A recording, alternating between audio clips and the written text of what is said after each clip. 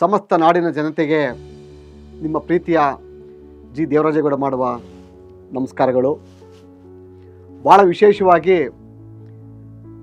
79 ವರ್ಷಗಳನ್ನು ಪೂರೈಸಿ ಈ 80 ವರ್ಷಕ್ಕೆ ನಾವು ಸುವರ್ಣ ಗಳಿಗೆಯನ್ನು ಆಚರಿಸುವಂಥದ್ದು. ನಮ್ಮ ದೇಶಕ್ಕೆ ಸ್ವಾತಂತ್ರ್ಯ ಬಂದು 79 ವರ್ಷಗಳ ಕಳೆದು 80 ವರ್ಷಕ್ಕೆ ನಾವು ರೀಚ್ ಆಗ್ತಾ ಇದ್ದೀವಿ.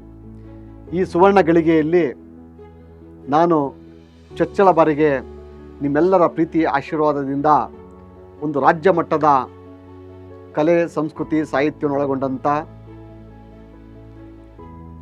ಮನರಂಜನೆ ಮತ್ತು ದಿನದ 24 ಗಂಟೆಗಳು ಕೂಡ ತಿಳಿಸುವಂಥ ಸುದ್ದಿವಾಹಿನಿಯನ್ನು ತಮ್ಮ ಮುಂದೆ ತರ್ತಾ ಇದ್ದೇನೆ.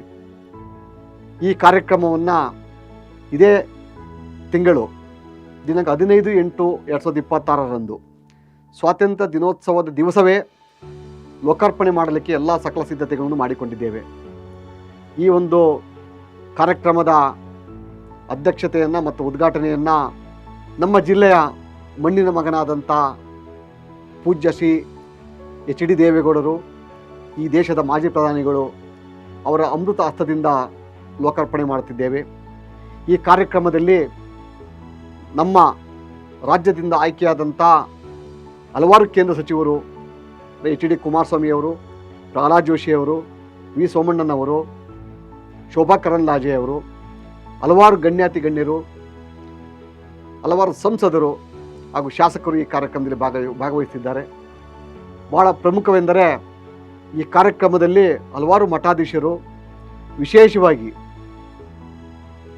ಈ ಜಿಲ್ಲೆಯ ಹೆಮ್ಮೆಯ ಸಾಧಕರಾದಂಥ ಹಲವಾರು ಸಾಧಕರು, ಕಲೆ ಮತ್ತು ಸಾಹಿತ್ಯವನ್ನು ಈ ನಾಡಿನ ಜನತೆಗೆ ಪರಿಚಯಿಸಿಕೊಂಡಂಥ ಕಲಾವಿದರುಗಳು, ಭಾಳ ಪ್ರಮುಖವಾಗಿ ರೈತಾಪಿ ವರ್ಗದಿಂದ ಬಂದಿರುವಂಥ ರೈತ ಪ್ರಮುಖ ನಾಯಕರುಗಳು, ಹಲವಾರು ರೀತಿಯ ಕಾರ್ಯಕ್ರಮಗಳನ್ನು ಉಣಬಡಿಸುವಂಥ ನಮ್ಮ ಜಿಲ್ಲೆಯಿಂದಲೇ ಹಲವಾರು ಕಾರ್ಯಕ್ರಮವನ್ನು ಈ ನಾಡಿಗೆ ಪರಿಚಯಿಸಿದಂಥ ವಿಶೇಷ ಚೇತನರಾದಂಥ ಹಲವಾರು ಗಣ್ಯ ಕಲಾವಿದರು ಈ ಕಾರ್ಯಕ್ರಮದಲ್ಲಿ ಭಾಗವಹಿಸಿದ್ದಾರೆ.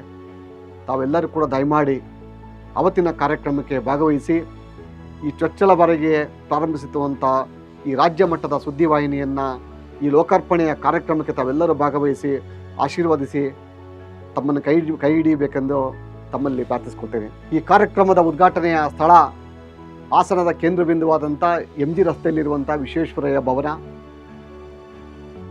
ತಮಗೆಲ್ಲರಿಗೂ ಕೂಡ ಎರಡೂ ಭಾಗದಿಂದ ಬರಲಿಕ್ಕೆ ಅನುಕೂಲವಾಗುವಂಥ ಸ್ಥಳ ಅಂದರೆ ಅದು MG ರಸ್ತೆಯ ಹೊಂದಿಕೊಂಡಿರುವಂಥ ವಿಶ್ವೇಶ್ವರ ಭವನದಲ್ಲಿ ಈ ಕಾರ್ಯಕ್ರಮ ಹಮ್ಮಿಕೊಂಡಿದ್ದೇವೆ. ತಾವೆಲ್ಲರೂ ಕೂಡ ಈ ಕಾರ್ಯಕ್ರಮಕ್ಕೆ ಭಾಗವಹಿಸಿ ಈ ಒಂದು ಕಾರ್ಯಕ್ರಮ ಯಶಸ್ವಿಗೊಳಿಸಬೇಕಂತೇಳಿ ಕೇಳಿಕೊಳ್ತೇನೆ.